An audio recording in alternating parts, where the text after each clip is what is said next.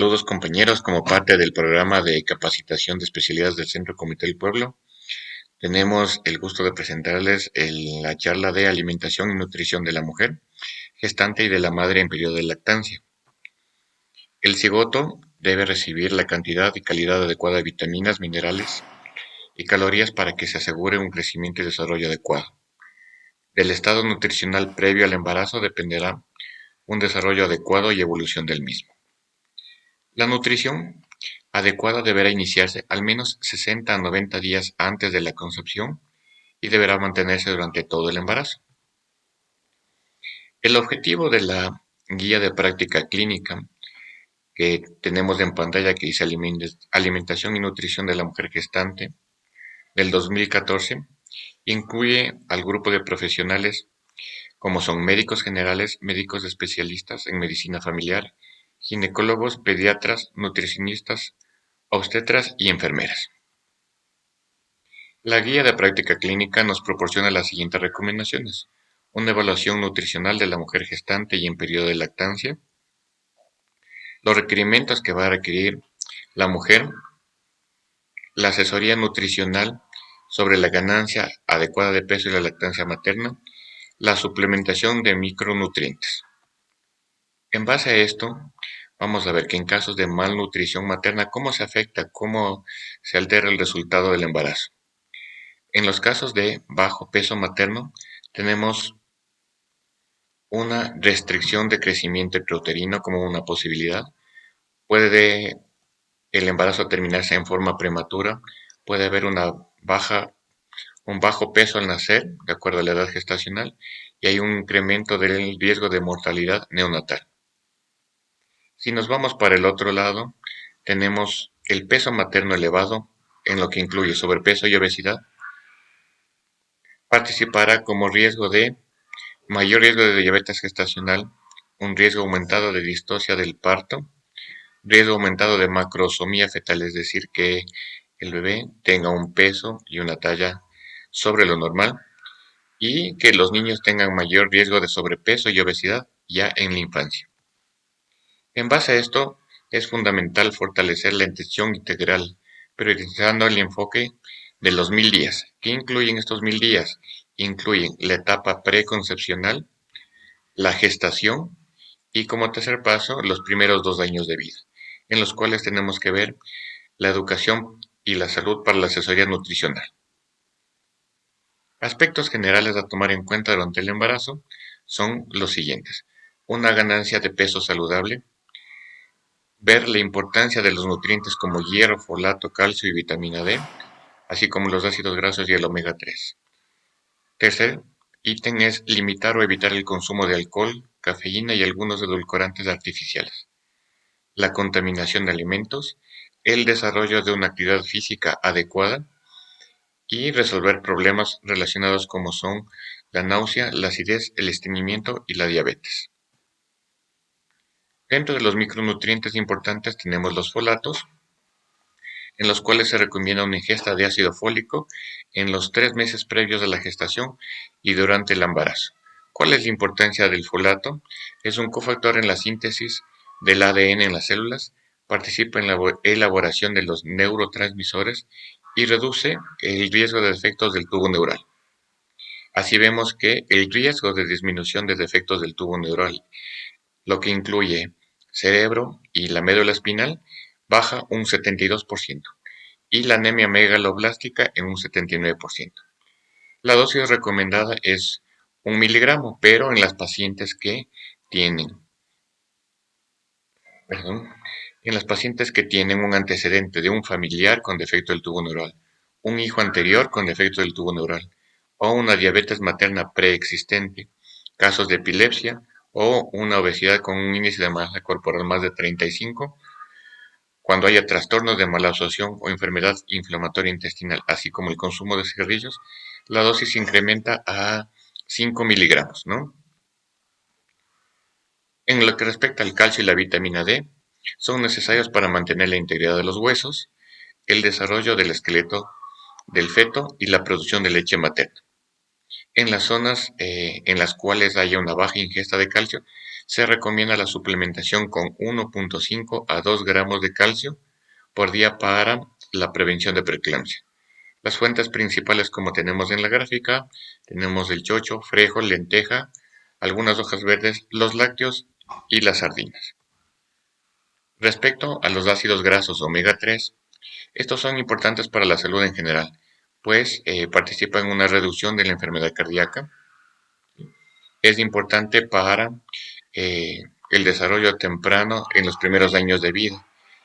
Se encuentran principalmente en los pescados, mariscos, suplementos de aceite de pescado y como omega 3 ya preparados. La dosis mínima recomendada en el embarazo son de 300 miligramos diarios. El consumo nos ayuda a prevenir un parto prematuro, disminuir el riesgo de preeclampsia y el aumento del peso al nacer.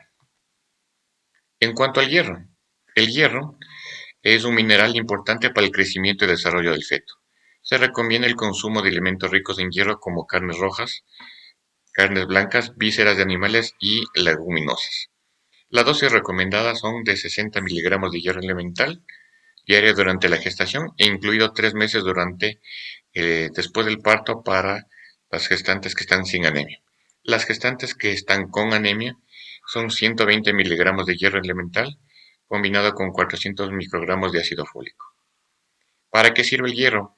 Para corregir la anemia, donde hay una baja concentración de hemoglobina, la anemia en la gestación que está asociada a parto pretérmino, hemorragia obstétrica, enfermedades maternas y mortalidad infantil.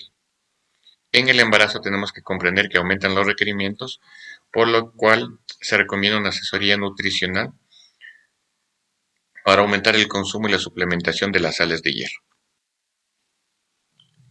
Continuando, vamos a hablar sobre el diagnóstico de anemia en el embarazo. Es cuando se da la concentración de hemoglobina inferior a, si tenemos en el primer trimestre menos de 11, segundo trimestre menos de 10.5, en el tercer trimestre menos de 11 y en el posparto menor a 10. El diagnóstico también se compensa cuando hay en las ciudades de altura. Sobre los 1000 metros, la concentración de hemoglobina se incrementa como respuesta adaptativa y por lo tanto hay que realizar un ajuste por la altitud en el valor de hemoglobina. En nuestra ciudad de Quito sería entre los 2500 a 2999 metros, 1.3, que se aumenta. Hay que evitar también en el embarazo el consumo de alcohol y drogas porque pueden producir problemas de conducta y atención, defectos cardíacos, cambios en la forma de la cara, en el crecimiento deficiente antes y después del nacimiento, el tono muscular y problemas con el movimiento y el equilibrio, y problemas con el pensamiento y el habla, problemas de aprendizaje. Es el famoso síndrome alcohólico fetal. El ejercicio físico en el embarazo es importante y principalmente las mujeres embarazadas que no tengan contraindicaciones, a las que se les debe motivar a que realicen ejercicios de acondicionamiento aeróbico y de fuerza. Y siempre también deben estar prescritas por un médico obstetra, dependiendo del ejercicio que ellas quieran hacer. Para clasificar el estado nutricional usamos el índice de masa corporal, que comprende el peso dividido para la altura en metros elevado al cuadrado. Este es un predictor independiente de los eventos adversos durante el embarazo. Las mujeres deben estar asesoradas para alcanzar un índice de masa saludable antes del embarazo. Tenemos ahí la clasificación del estado nutricional. De bajo peso, menos de 18.5 del índice de masa, normal, que es lo ideal, de 18 a 24, el sobrepeso de 25 a 29, obesidad más de 30, la obesidad se clasifica en grado 1 leve, que es de 30 a 34.9, obesidad grado 2 o moderada de 35 a 39.9 y obesidad grado 3 más de 40. Se recomienda la ganancia de peso en las gestantes, en las de bajo peso de 12.5 a 18, la velocidad de ganancia de peso en el segundo y el tercer trimestre, que son los donde más se gana peso, sería de 0.51 en promedio, ¿no? Gramos. Lo normal Las que están en peso normal serían de 11.5 a 16 con un rango de 0.42. Las que están en sobrepeso de 7 a 11.5 kilos con un promedio de 0.28. Y los que están de obesidad de 5 a 9 kilos de 0.22 por semana.